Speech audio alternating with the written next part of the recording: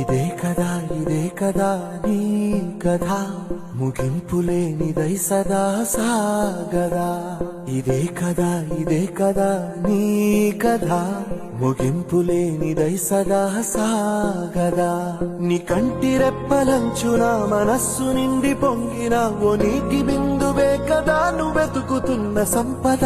ఒక్కొక్క జ్ఞాపకానికి 100 ఏళ్ల ఆయువుందిగా, ఇంకెన్ని ముందు వేచనో అవన్నీ వెతుకుతూ పదా. మనుష్యులందు నీ కథ మహర్షిలాగా సాగదా. మనుష్యులందు నీ కథ మహర్షిలాగా సాగదా.